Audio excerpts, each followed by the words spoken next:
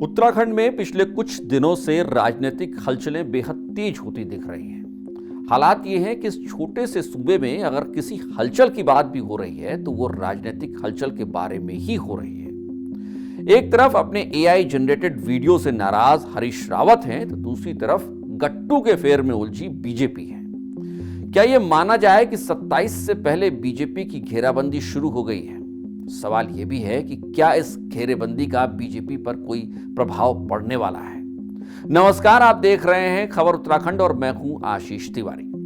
2022 के विधानसभा चुनाव में इतिहास रच चुकी बीजेपी भले ही 2027 के विधानसभा चुनाव में भी इतिहास बनाए रखने की कोशिश कर रही हो, लेकिन सच यही है कि इस बार बीजेपी की सियासी घेरेबंदी अभी से शुरू हो गई है।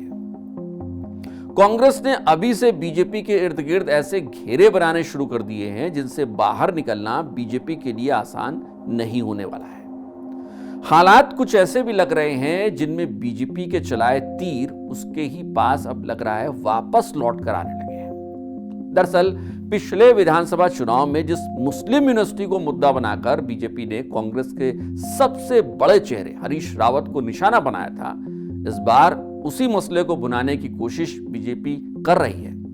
लेकिन इस बार हरीश रावत के तेवर कुछ बदले हुए हैं। हरीश रावत ने इस बार बीजेपी के किसी भी प्रोपेगेंडा को सिरे से ध्वस्त करने का मन बना लिया है और यही वजह है कि उन्होंने न सिर्फ बीजेपी के सोशल मीडिया पर शेयर किए गए वीडियो के खिलाफ मुकदमा दर्ज करा दिया है, बल्कि खुद भी बीजेपी मुख्यालय पहुंच गए हैं इस वीडियो की सच्चाई पता करने के लिए।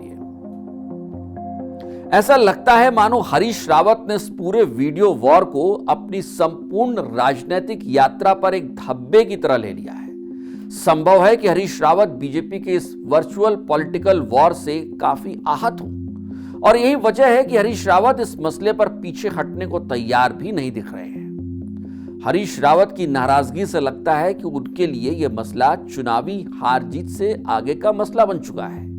वो इसे अपनी सामाजिक राजनीतिक छवि से जोड़कर देख रहे हैं। चूंकि वो अपने राजनीतिक जीवन की लंबी यात्रा के बाद अब अपनी पार्टी के लिए एक प्रेरक के रूप में ही सक्रिय है, ऐसे में वो ये नहीं चाहते होंगे कि उनके बाद इतिहास उन्हें एआई वीडियो के सहारे बनाई गई एक छवि के मुताबिक ही देखे। संभव है कि वो इसीलिए पुरजोर विरोध कर रहे हैं ताकि एआई वीडियो के सहारे उनकी कोई छवि अगर बनती भी है तो उसके साथ ही उनका विरोध भी इतिहास में दर्ज हो जाए। कहीं यह ना हो कि इतिहास ये जान ही ना पाए कि हरीश रावत ने अपने खिलाफ हुए इस कैंपेन का विरोध भी किया था। फिलहाल इस पूरी हलचल से एक बात पूरी तरह साफ हो रही है और वो ये है कि 2027 का विधानसभा चुनाव आखिर किन मुद्दों पर लड़ा जाएगा। कम से कम यह तो साफ ही हो रहा है कि बीजेपी जिन मुद्दों को लेकर जनता के बीच जाएगी उनमें बहुत सारी बातें जनता की होंगी नहीं। और इसी कैंपेन से यह साफ भी हो रहा है कि कम से कम आम लोगों को भालू और गुलदार के हमलों को लेकर कोई बात विधानसभा चुनाव में सुनाई नहीं देगी। चुनाव में आपदा और भूस्खलन में उजड़ते गांवों का मुद्दा भी शायद उठने वाला नहीं है। दूरस्थ इलाकों में स्वास्थ्य सुविधाओं की बेहतरी को लेकर भी कोई चर्चा होगी ऐसा लग नहीं रहा है। सरकारी स्कूलों में घटती छात्र संख्या की बात होगी ऐसा भी नहीं लग रहा है। बंद होते स्कूलों की बात होगी ऐसा भी नहीं लग रहा है।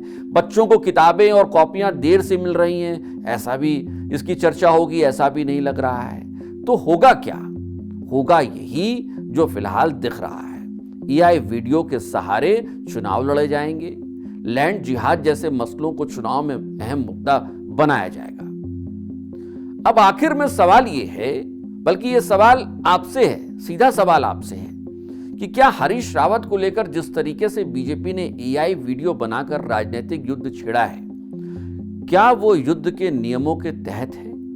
क्या इस राज्य को ऐसी ही राजनीति की जरूरत है? क्या अहम मुद्दे यही हैं जिन पर चर्चा होनी चाहिए? अगर राजनीतिक चर्चाएं होनी ही है तो क्या यही मुद्दे रह गए हैं जिन पर बात हो?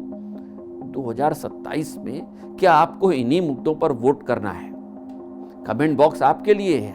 कमेंट बॉक्स में आप अपनी राय जरूर रखिएगा क्योंकि आपकी राय मायने तो रखती है। चलते चलते एक बार आपसे गुजारिश कि अगर अब तक आपने चैनल को सब्सक्राइब नहीं किया है तो चैनल को सब्सक्राइब करना और बेल आइकन दबाना बिल्कुल ना भूलें। नमस्कार।